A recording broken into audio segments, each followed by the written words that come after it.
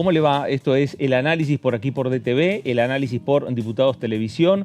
Un día, una jornada en la cual se conformó ya la Comisión Bicameral de Trámite Legislativo. Comisión que tiene que analizar los decretos de necesidad de urgencia que ya están en esa comisión y los que vendrán a partir de la firma del Poder Ejecutivo Nacional. Está el decreto 70/2023, firmado por Javier Milei, el mega DNU que tiene distintos puntos y también algunos de los temas vinculados con lo que fue el tratamiento aquí en el Congreso Nacional o en la Cámara de Diputados del proyecto de ley de bases, ese por un lado, pero además tiene más de 100 DNU firmados por el expresidente Alberto Fernández.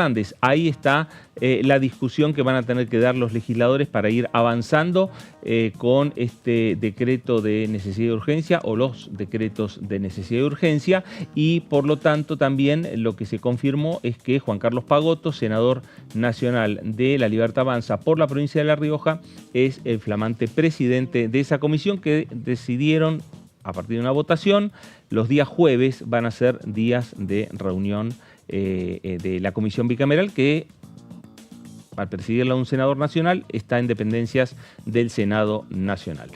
Señorita Débora de Urieta, ¿cómo le va? Buenas tardes. ¿Cómo está, Fer? ¿Todo bien? Muy bien. Bueno, como bien comentaba, finalmente Juan Carlos Pagotto fue electo, votado por 10. Básicamente votaron todos los senadores, excepto todos los senadores y diputados, excepto los 6 representantes de Unión por la Patria, que decidieron abstenerse para, de alguna manera, no convalidar la autoridad de esta comisión. Ellos planteaban que estaba fuera de término, que ya el decreto que vos comentabas, el decreto 70/23, debía ser tratado en el recinto porque se cumplió con los plazos que establece la ley. Pero lo cierto es que quedaron vacantes hasta nuevo aviso, o sea, hasta la próxima reunión, lo que es la vicepresidencia y la secretaría que se había propuesto en un primer momento a Hernán Lombardi, diputado del PRO, y a Héctor Zimmerman de la UCR, senador. Ahí hay una duda. No me queda del todo claro si es que no hubo acuerdo o si se olvidaron de votar a los otros dos. Porque algunos decían, no, me parece que se olvidaron porque leyeron solamente el de Pagotto. En general se votan todas las autoridades de una sola vez y listo. Pero bueno, quizás es cierto que me inclino más por la versión de que no había acuerdos por las autoridades. De hecho, Zimmerman le propuso a Unión por la Patria si no querían ellos tener esa silla por una cuestión de proporción. Dijeron que no, que ellos no están peleando por cargos, sino por la proporcionalidad de la comisión. Pero bueno, lo cierto es que ya está lista para comenzar a trabajar la bicameral de la que tanto veníamos hablando. Bueno, y como decimos, si los jueves es el día de reunión, seguramente la semana que viene habrá la primera reunión que lleve adelante el senador Pagotto con la Comisión de Trámite Legislativo. Señor Antonio Ricovene, ¿cómo le va? Buenas tardes. Fernando Fraquelli. Bueno, la pregunta que nos surge a partir de lo que comentaba Débora recién va a tener que ver, bueno, qué lugar y qué poder de fuego va a tener Pagotto para poder marcar la agenda de la comisión, poder marcar el ritmo de trabajo y demás. Sabemos que la mayoría de los bloques opositores, tanto Unión por la Patria como Hacemos Coalición Federal, como la UCR, el PRO también, pero tal vez un poco menos, están interesados en debatir el decreto de necesidad de urgencia 70/23 que conocimos el 20 de diciembre. Entonces, a partir de eso, bueno, pueden estos bloques, si quieren, mocionar, marcar el ritmo de la cancha cuando La Libertad Avanza insista con empezar primero con los decretos de Alberto Fernández. Bueno, hay una decisión del debate de fondo del principal decreto que marca el gobierno de Javier Milei. En medio de todo eso, los distintos bloques empiezan a pensar sus estrategias políticas para intentar darle su marca, su sello político a este debate. Bueno, sin dudas, hoy se planteó, algunos legisladores nacionales, diputados o senadores de diferentes bloques propusieron que se citen a aquellos funcionarios que firmaron el decreto de necesidad de urgencia y que estuvieron trabajando muy fuertemente, principalmente el jefe de gabinete de la Nación, para que vaya a la comisión bicameral. Es decir, va a reproducirse una discusión posiblemente similar a lo que fue la ley de bases aquí en la Cámara de Diputados. Exacto. Con la salvedad que la comisión bicameral únicamente puede aceptar o rechazar. No puede hacer ningún planteo, decir, modifiquemos el artículo 1, modifiquemos el 5, no. Exactamente, por eso de hecho hoy Nicolás Massot, diputado de Hacemos Coalición Federal, planteó también empezar a tratar o a modificar la ley que justamente regula los DNU, porque ¿qué ocurre? Un decreto de necesidad y urgencia es mucho más fácil de convalidar que una ley cualquiera. Claro. No olvidemos que apenas es oficializado un decreto de necesidad y urgencia, ya tiene fuerza de ley y la tiene hasta tanto las dos cámaras lo rechacen. En cambio, para que un proyecto se convierta en ley, necesariamente tiene que ser aprobado por ambas cámaras. Claro.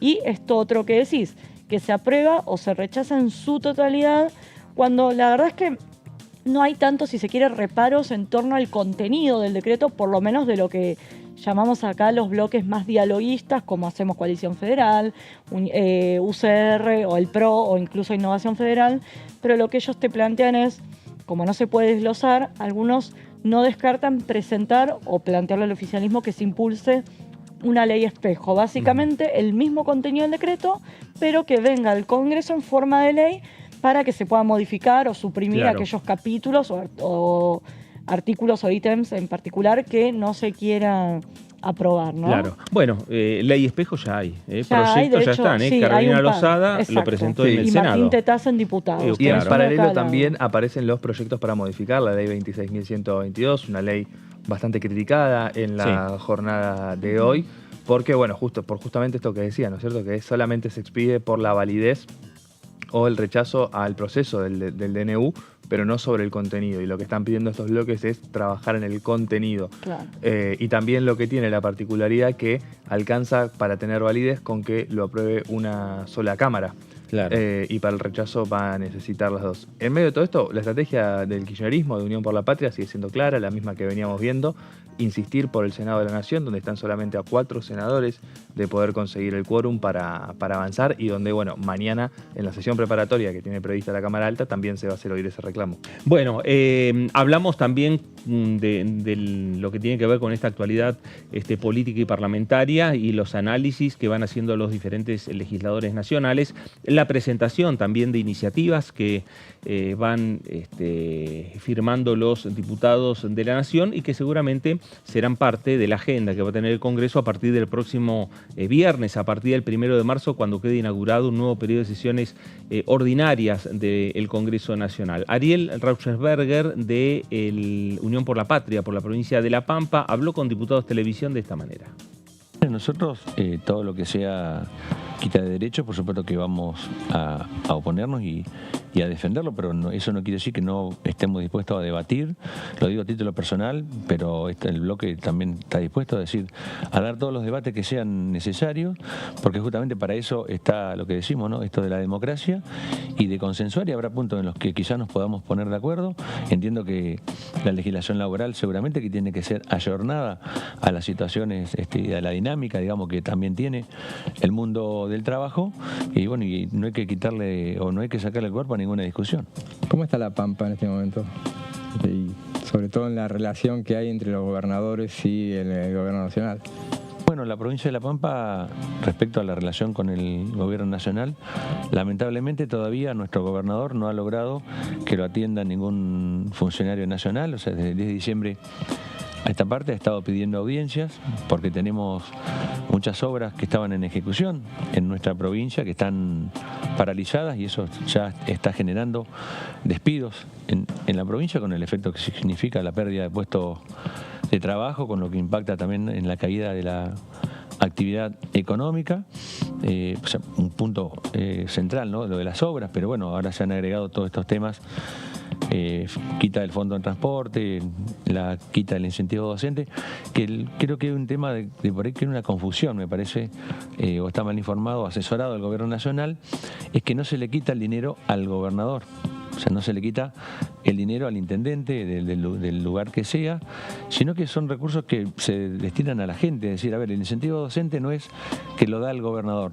La provincia lo que hace es recibe los recursos en función de una lista de cargos docentes que se envía al Ministerio, bueno, ahora Secretaría de Educación de Nación, y lo que hace es paga. pero no es que hay una discrecionalidad, hay una cuestión política de por medio, sino que se cumple con una ley, ¿no? Y en esto, bueno, nosotros vemos que lamentablemente no se está dando diálogo. Es la única vez que hubo una reunión de nuestro gobernador, en el conjunto de todos los gobernadores, en la Casa Rosada con el presidente, fue donde se planteó el tema del plan de ajuste. Y bueno, nosotros entendemos que estamos ante un sistema representativo, republicano y federal, donde el diálogo creo que es necesario, más allá de la ideología o el pensamiento político de cada uno, pero es justamente en ese sistema que tenemos constitucionalmente vigente en la República Argentina. Y bueno, entendemos que tiene que haber diálogo, que el presidente tiene que dialogar con los gobernadores, así como los gobernadores dialogan con los intendentes, ¿no? Porque es la relación nación, provincia y municipio que está plasmado en nuestro sistema democrático. Bueno, ahí estaba, Ariel Rauschenberger, diputado nacional de Unión por la Patria por la provincia de La Pampa. Tiene que haber diálogo entre los diferentes sectores. Eso es lo que hay que restablecer a partir de lo que dejó después de caída la ley de bases aquí en el Congreso Nacional, en la Cámara de Diputados. Hay que restablecer los puentes, hay que restablecer el diálogo entre el Ejecutivo con los gobernadores, que ahí lo vemos al ministro del Interior, Guillermo Francos, reuniéndose en la provincia de Salta, como fue esta semana, con varios mandatarios provinciales, reuniones que tendrán que tener las fuerzas políticas en la Cámara de Diputados, en la Cámara de Senadores, y de esa manera, bueno, ir reencauzando la discusión política. Sí, una discusión política que, bueno, quedó estancada después de lo que fue la ley de ómnibus y después de la catarata de agresiones, no solamente verbales, sino también presupuestarias que recibieron los gobiernos provinciales.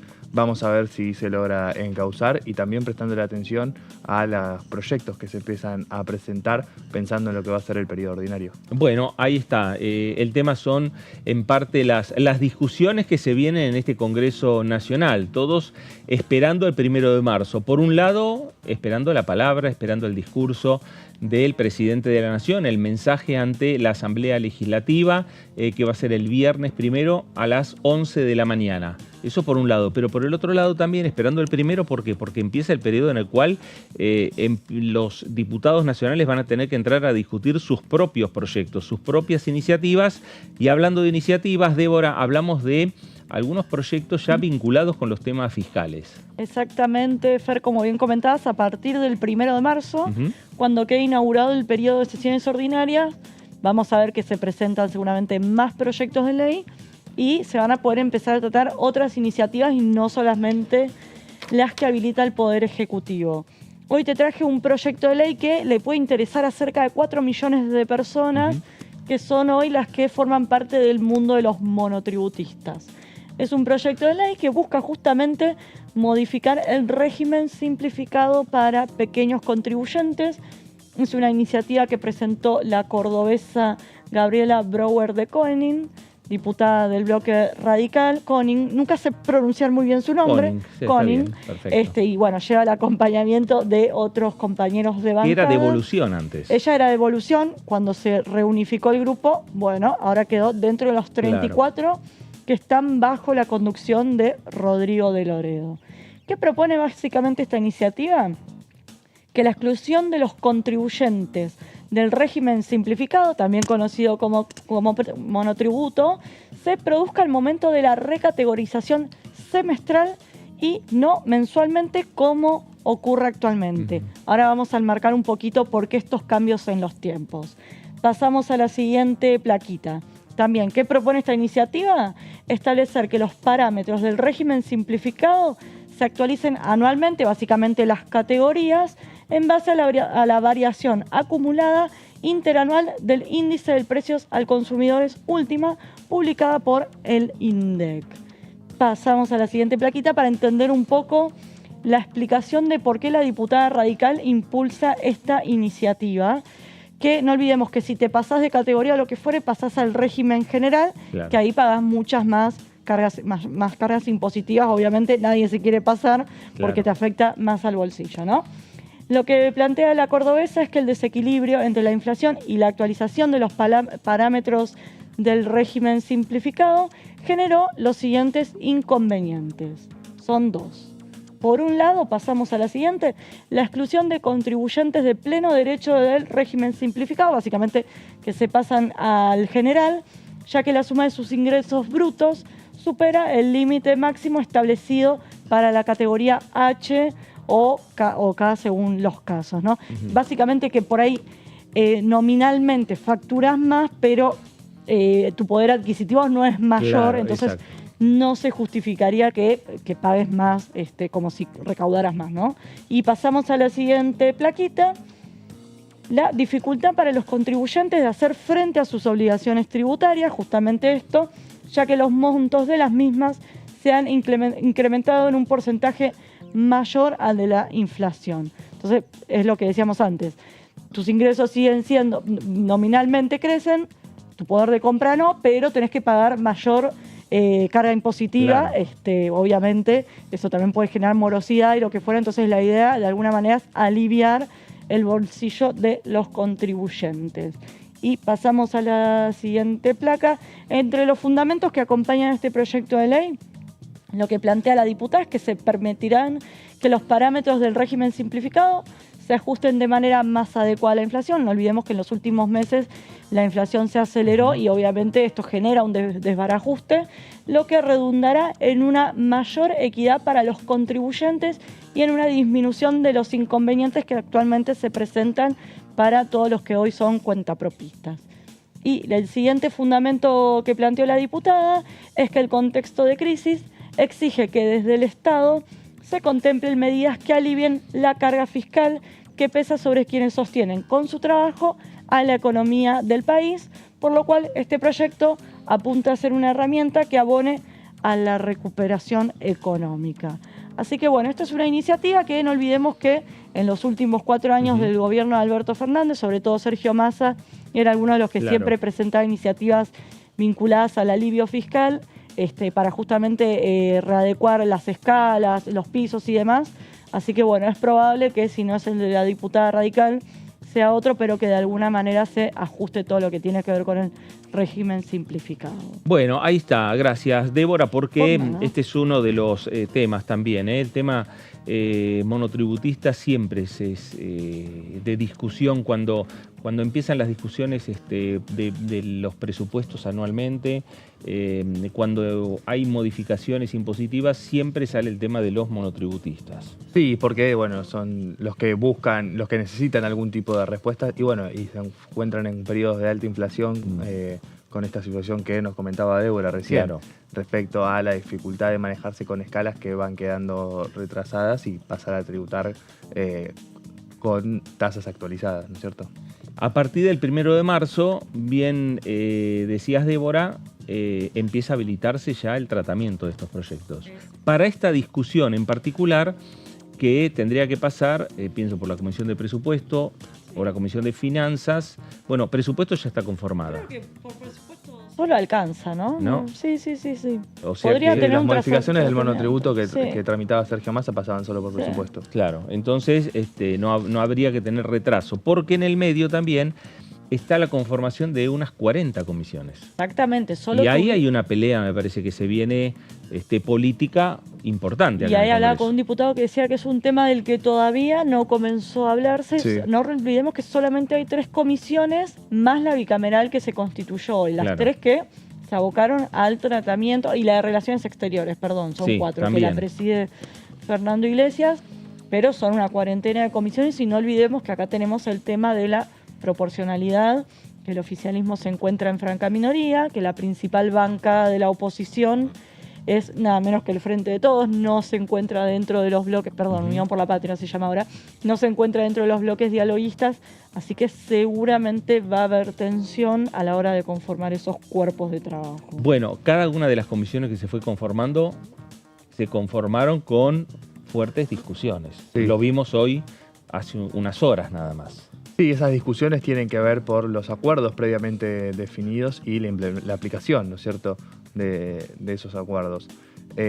Y a partir de ahí, bueno, a ver cómo se va a dar en el Senado ese debate dentro de la bicameral, uno dice el Senado porque lo preside el Senado, por ocupar esos lugares, pensando más que nada que ya son cuestiones más administrativas, pero puede sentar un precedente cómo queden las secretarías y cómo quede la vicepresidencia de la bicameral, pero sí me parece que el peso central va a estar en las cuarentena de comisiones que faltan conformar, pensando también, hoy hablábamos con un diputado que nos comentaba que veía muy posible un escenario de este Congreso, o sea, sancionando muchas leyes, pero a la vez un presidente vetándolas.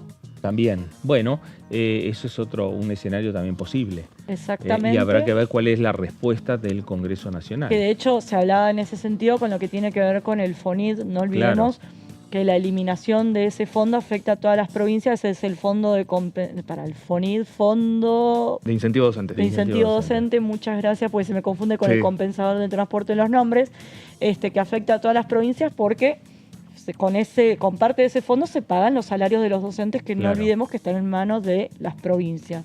Entonces hay quien te dice que se rompa esta grieta que vimos sobre todo en la ley de bases, que era por un lado el Frente Unión por la Patria y la Izquierda, y por el otro lado el resto de los bloques más o menos alineados, después no tan alineados, y que haya un diálogo vinculado entre los diputados y senadores que responden a gobernadores. Y hubo, por ejemplo, con el tema del FONID, varios proyectos de todas las bancadas. Claro. ¿Quién te dice que no se pongan de acuerdo el Frente de Todos, el radicalismo, Innovación Federal, Hacemos Coalición Federal, y avance en ese sentido? ¿Y quién te dice que después el Poder Ejecutivo no haga uso del veto y quede sin efecto la ley? Algo que vimos durante el gobierno de, por ejemplo, Cristina Kirchner o de Mauricio Macri también, ¿no? Cuando se aprobaron algunos proyectos que se habían generado fuertes discusiones políticas, puertas hacia adentro, pero también puertas hacia afuera, discusiones dentro de la sociedad respecto a diferentes temas, que el Congreso tomó cartas en el asunto,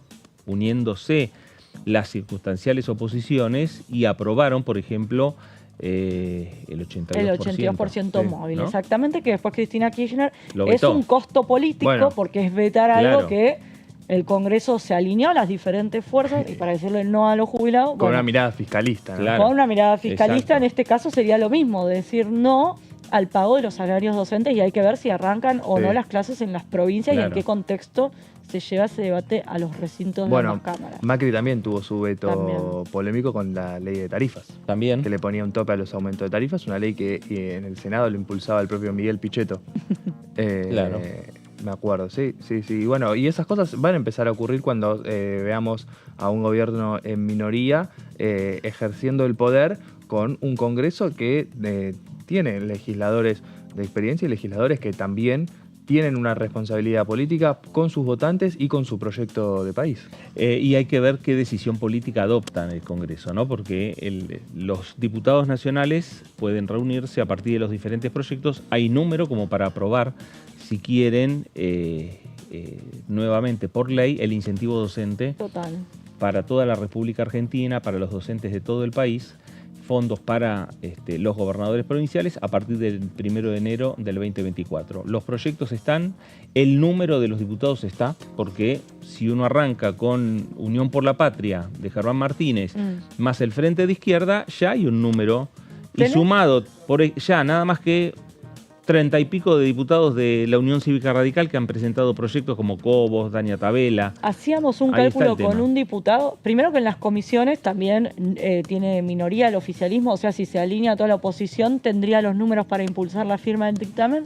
Y por otro lado, si solo tomamos las firmas de los proyectos que se presentaron, sumás 122 diputados. Claro. Se necesitan 129. Pero no todos los radicales firmaron, pero eso no quiere decir que no todos los radicales acompañen una medida en ese sentido. Así que podrían estar incluso sobrados para avanzar en ese sentido. Pero de vuelta, hay que ver los tiempos y hay que ver, viste que lo que vimos mucho con la ley de bases es que algunos sectores de lo que supo ser Juntos por el Cambio no quiere quedar agrupado o vinculado con el kirchnerismo, pero con el correr de las semanas por ahí las necesidades provinciales pesan más que el título de un diario diciendo que los radicales, el PRO, Innovación... Sí, terminan votando de forma dividida. Y sí, bueno, cualquier ley que se vote, aunque sea por unanimidad, va a tener votos cruzados entre el kirchnerismo y el antikirchnerismo. Y es un tema súper sensible, ¿no? Que uno imagina que podría dejarse de lado esa grieta que para algunos diputados ya quedó en el pasado, que ahora la dinámica debería ser otra, como dejemos de ver las cosas como kirchnerismo, antikirchnerismo, lo que dicen, Así Pero que va a haber nuevos movimientos. Parece que las grietas a los oficialismos les queda cómodo. Les queda totalmente, cómodo. discursivamente. Bueno, exactamente. Bueno, vamos a hacer una pausa aquí en el análisis para regresar y seguir hablando de estos temas. Lo que se viene en los próximos días acá en el Congreso, las expectativas, porque una de las cosas que se viene es el 1 de marzo y es la Asamblea Legislativa y la apertura de un nuevo periodo de sesiones ordinarias del Parlamento Nacional. Pausa, esto es el análisis por aquí por DTV. Regresamos enseguida.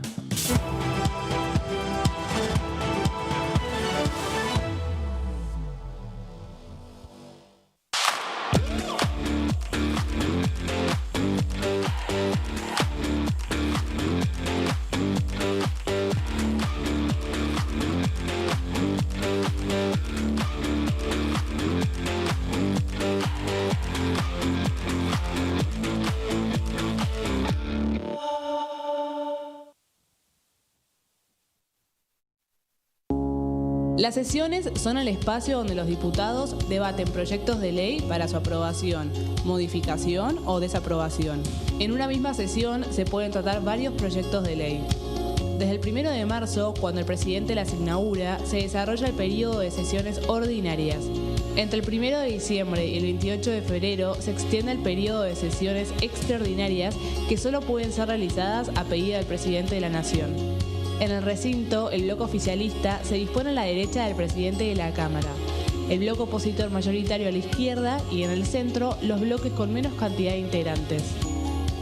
En el tratamiento, en general, los diputados tienen 7 minutos y los jefes de bloque entre 20 y 12 minutos conforme al número de legisladores que representen. La sesión es dirigida por el presidente de la Cámara de Diputados, que administra el uso de la palabra y las distintas instancias del funcionamiento. A la izquierda del presidente está el secretario administrativo, a la derecha el secretario parlamentario y debajo de él están los taquígrafos, que registran cada uno de los testimonios.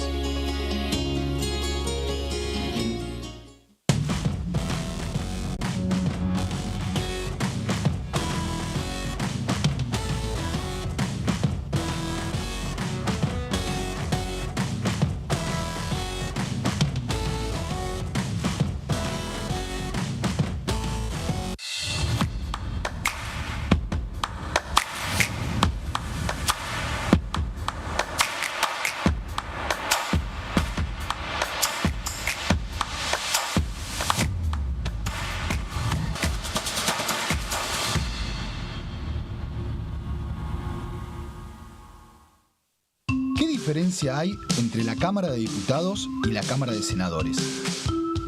La Cámara de Diputados representa al pueblo de la nación argentina. Esto significa que las provincias más grandes y con mayor cantidad de habitantes tienen muchos más diputados que las provincias más pequeñas. La manera de establecer las cantidades es proporcional. La Cámara de Senadores representa a las provincias. Cada provincia envía 3 senadores al Congreso Nacional. El total de senadores es 72, dado que las provincias argentinas son 24. Este es un número fijo. Por ejemplo, la provincia de Buenos Aires cuenta con 70 diputados nacionales y la provincia de Tierra del Fuego con 5.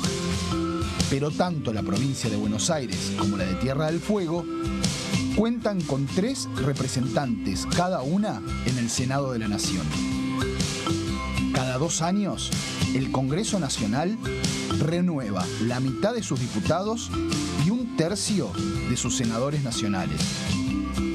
El mandato de los senadores es de 6 años, mientras que el de los diputados es más breve, dura solamente 4 años.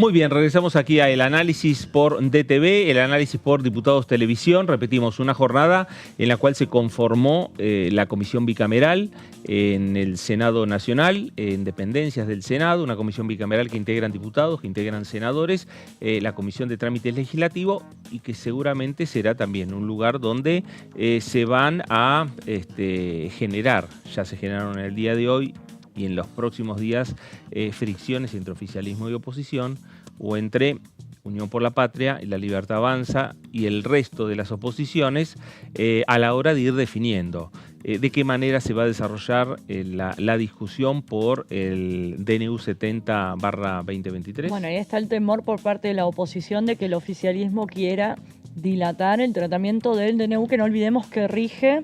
Pero, como decía hoy un diputado, es algo así como una especie de queso gruyere, porque ya la justicia va desactivando algunos de los capítulos de ese DNU. Por eso también plantean, si lo hacemos vía ley, tendría otra fuerza legal, si se quiere.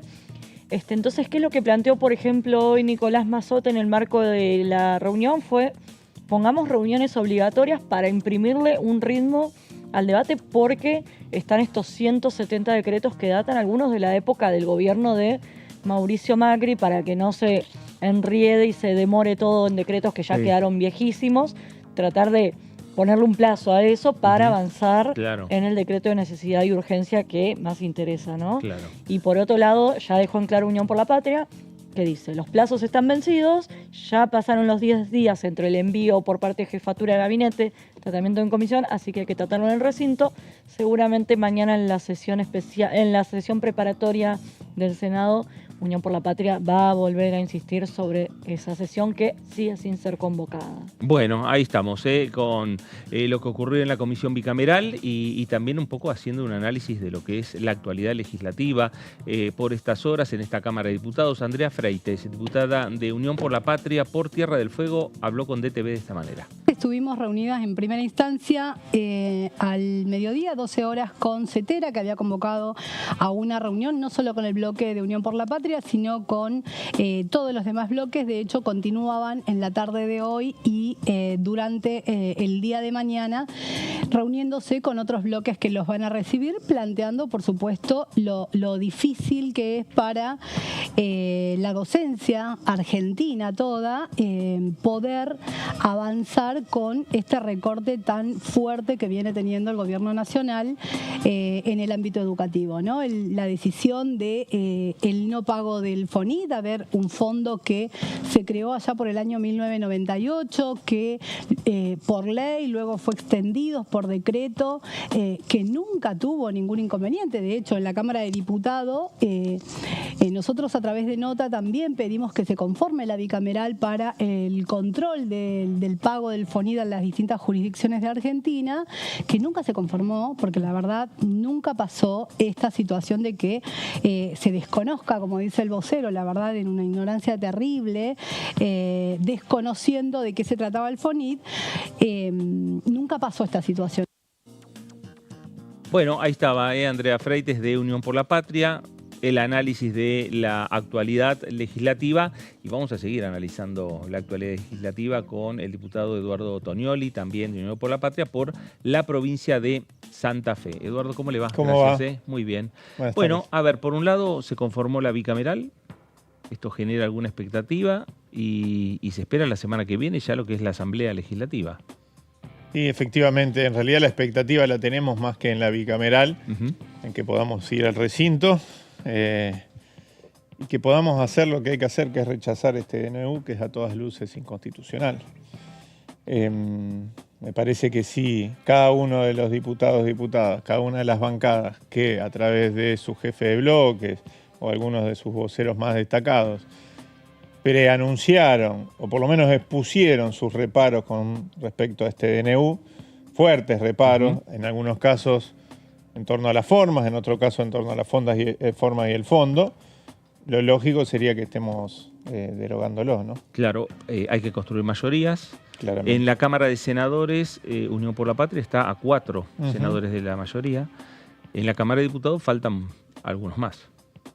Yo repito lo que dije antes, que están esperando los bloques que anunciaron o que presentaron fuertes cuestionamientos a este DNU. Yo entiendo que hay un juego dentro de la política argentina que de alguna manera ha ordenado un poco a la política en los últimos años, que es este juego de la grieta, que en realidad termina siendo un negocio para algunos, hay que decirlo, de los dos lados de la grieta muchas veces, pero que es inconducente para resolver los problemas que tiene la Argentina, que ha sido, lamentablemente, y que termina siendo en este caso, porque uno escucha por los pasillos del Congreso algunas bancadas que dicen: nosotros estamos totalmente en contra del DNU, consideramos que es inconstitucional, es una barbaridad, no se puede pasar por encima, atropellar al Congreso, tuitean oponiéndose al DNU, pero después te dicen: y a nosotros nos pesa mucho tener que ir a votar con ustedes al recinto. ¿No? ¿De qué estamos hablando?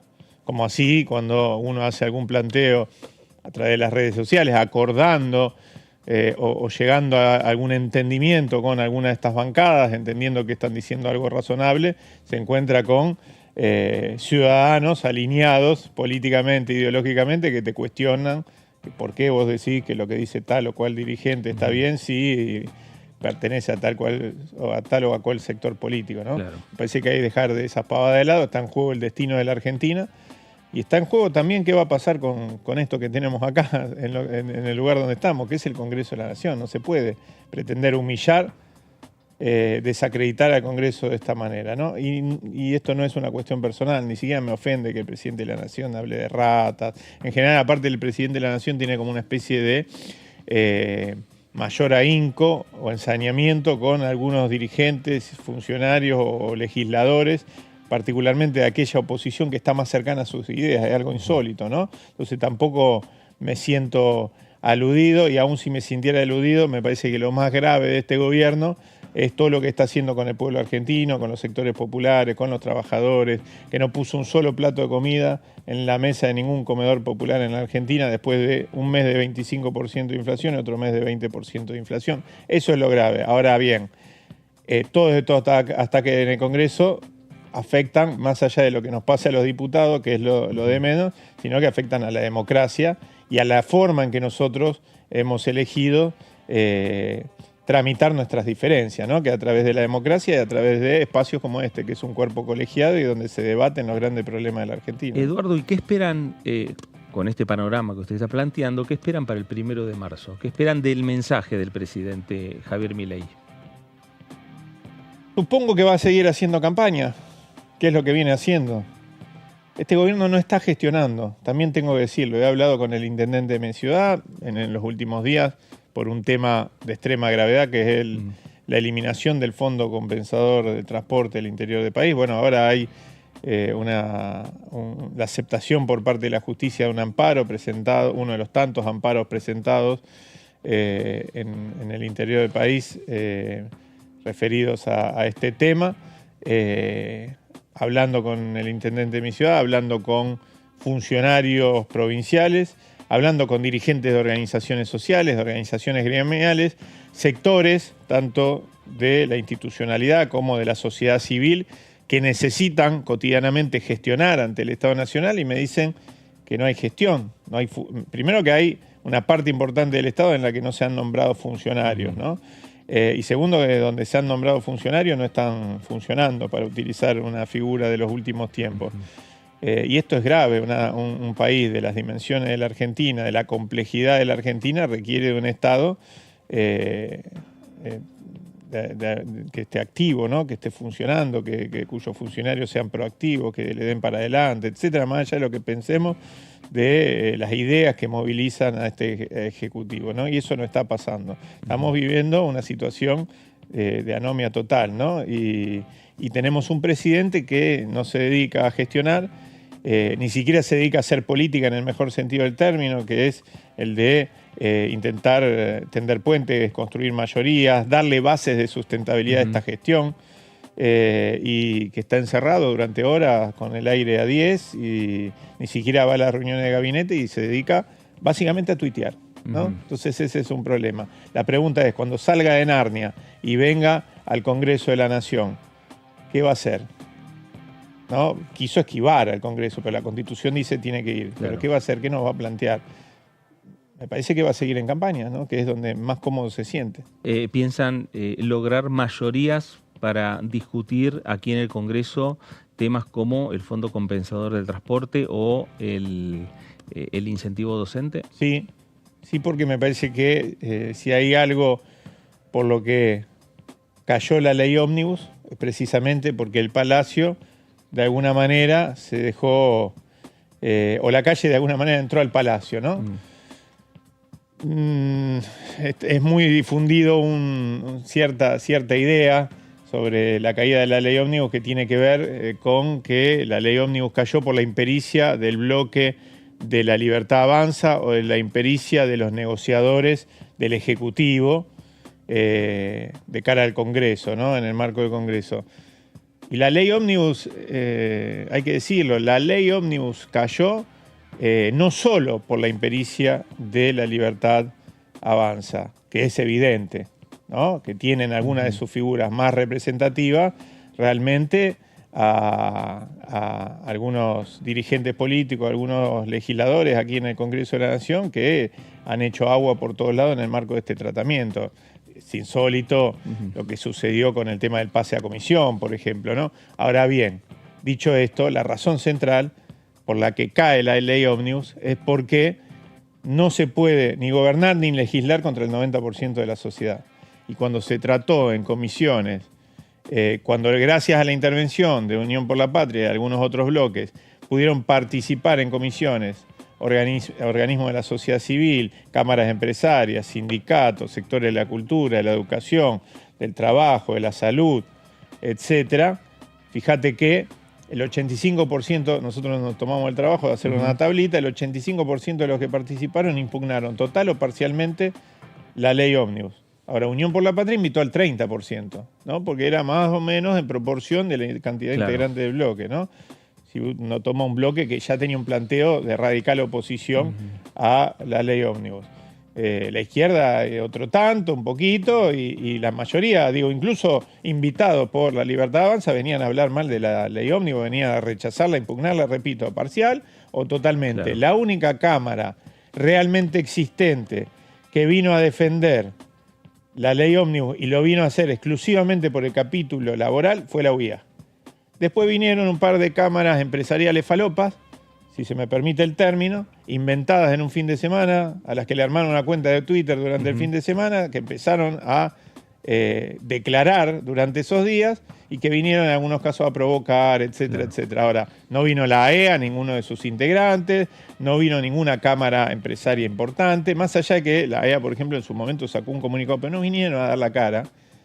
No vinieron a dar la cara porque posiblemente se trate de adhesiones muy parciales en función de sus intereses. Todos sabemos, lo dijo el el vicejefe de gabinete en la primera reunión de tratamiento de este tema con funcionarios, vino al Congreso de la Nación y dijo, nosotros nos sentamos para hacer alguno de estos capítulos con determinados sectores empresarios, etcétera, etcétera. Ahora, hay una adhesión parcial, cada uno al pedazo que se puede llevar, pero de ninguna manera no hay ninguno de esos sectores que se esté abrazando este proyecto. Adentro del país es muy reducido, son muy reducidos los sectores y esto no tiene que ver con el electorado, que seguramente, y está claro que votó mayoritariamente a Javier Milei, en un balotaje donde no se elige sino que se optó posiblemente incluso más que por un programa claro, definido, que fue escamoteado durante el proceso electoral, que no fue expuesto en todas sus dimensiones, en contra de, seguramente, nuestro frente político. Ahora, hoy no sé cuáles son las bases de sustentación de este gobierno, más allá de algunos sectores de capital concentrado en la Argentina y de afuera de la Argentina,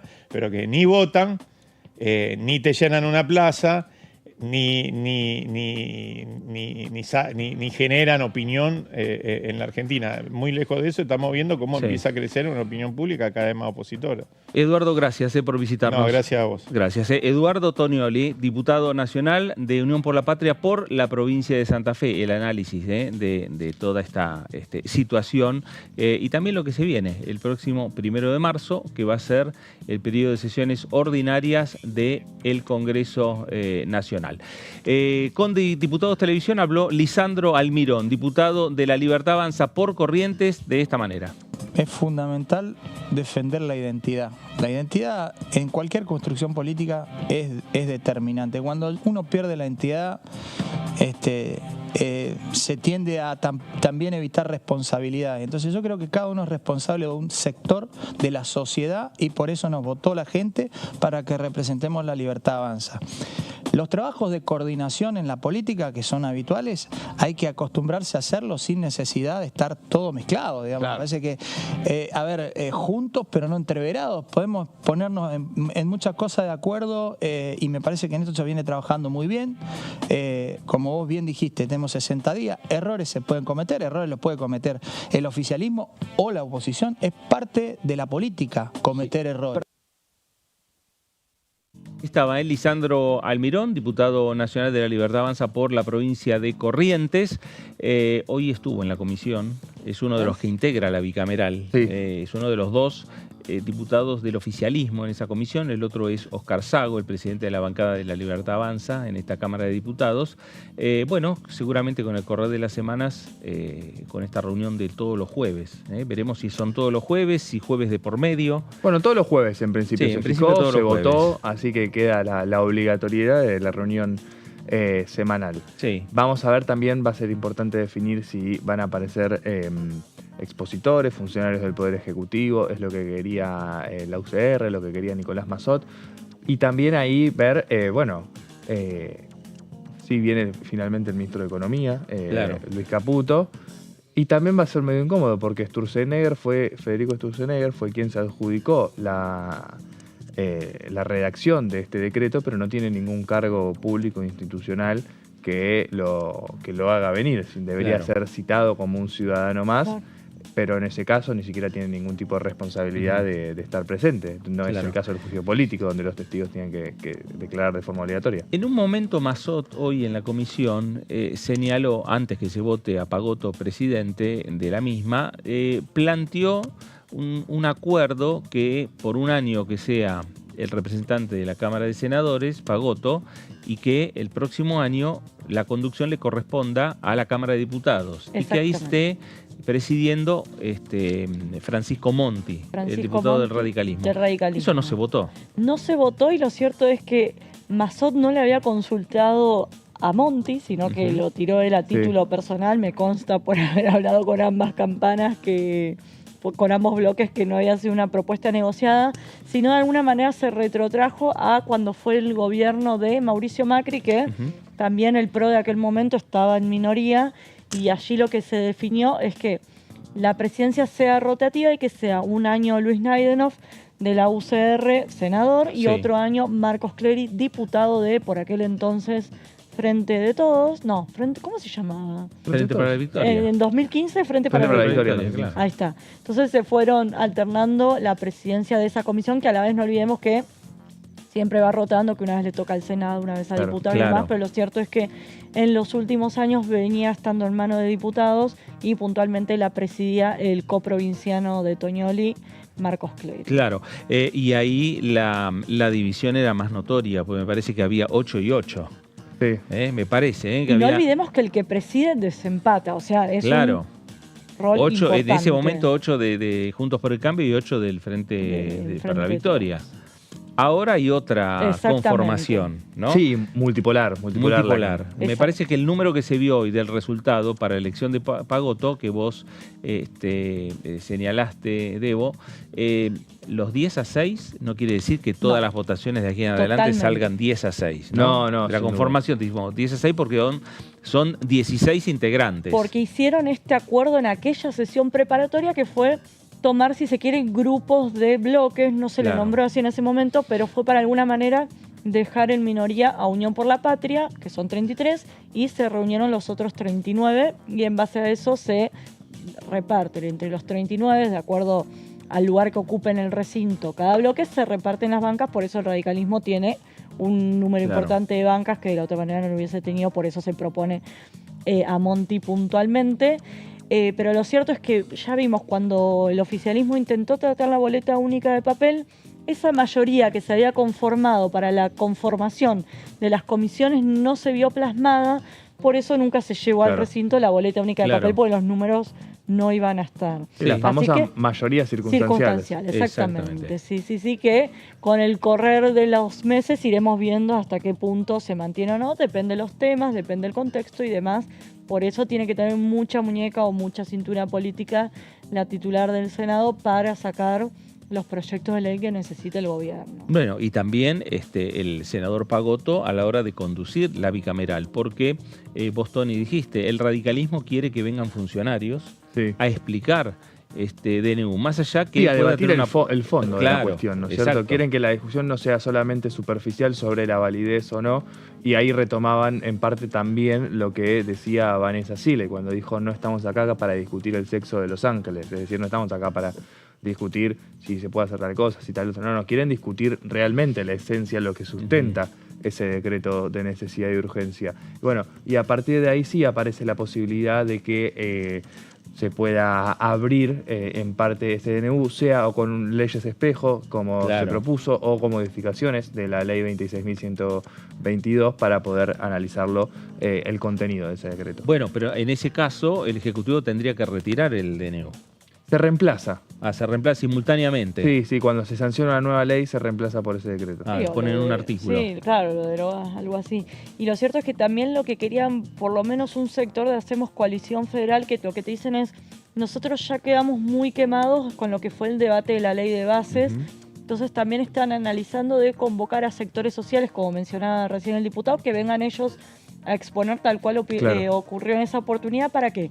Para que sean los sectores afectados por el contenido del decreto los que digan esto no nos sirve, esto no sirve, esto puede tener tal o cual consecuencia futura, no sé, la venta de medicamentos, cómo puede afectar, por ahí en el corto plazo puede ser bueno para la sociedad, pero en el mediano o largo plazo te pueden hacer alguna advertencia, te pongo un ejemplo de X, entonces que venga el sector farmacéutico o de la industria farma a contar.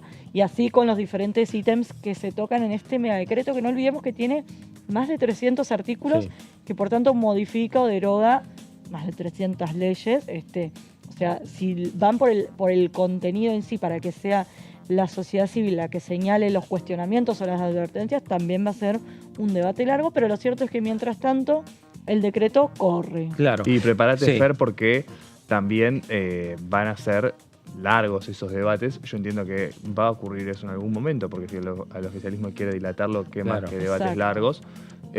Son 300 derogaciones y 300 derogaciones entre desregulaciones y derogaciones, entre las que hay desde la derogación de la ley de alquileres a el ingreso de sociedades anónimas en clubes de fútbol. Digo, se va a discutir fuerte y de todo. Hay una posibilidad de que pase eso, así que a prepararse. Hay que ver qué es lo que pasa. Se notó la ausencia de Pichetto. Exacto. No había alguien ordenando, ¿no? Es verdad que no integra esa comisión, pero bueno, tampoco la integra Mayans ni Germán Martínez, pero estuvieron, hicieron uso de la palabra.